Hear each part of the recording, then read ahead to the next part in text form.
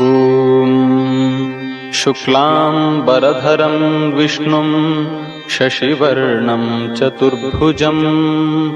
प्रसन्नवदनं ध्यायेत् सर्वविघ्नोपशान्तये।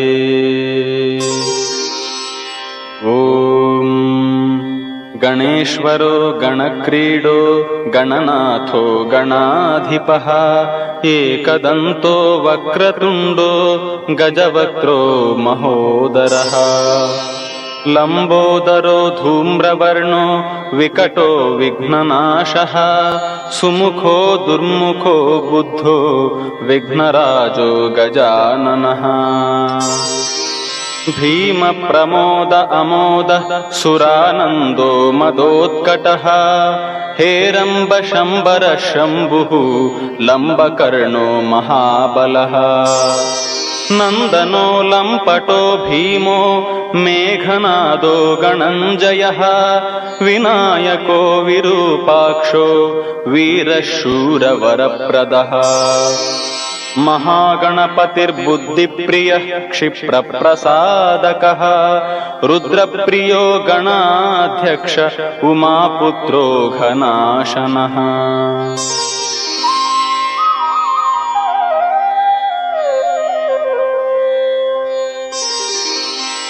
कुमारगुरुरीशानपुत्रो मूषकवाहनः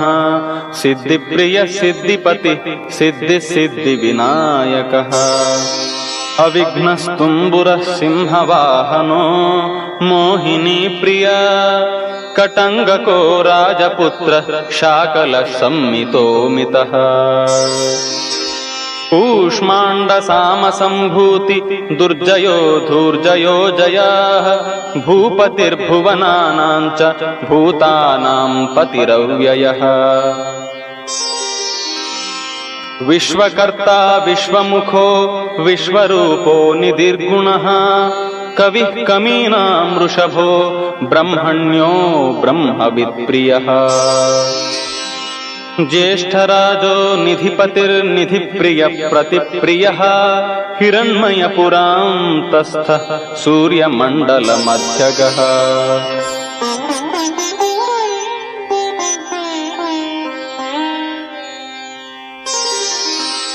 कराहतिध्वस्तसिन्धुसलिलः पूषदन्तभित् उमाङ्ककेलीकुतुकी मुक्तिदः कुलपावनः किरीटी कुण्डलीहारी वनमा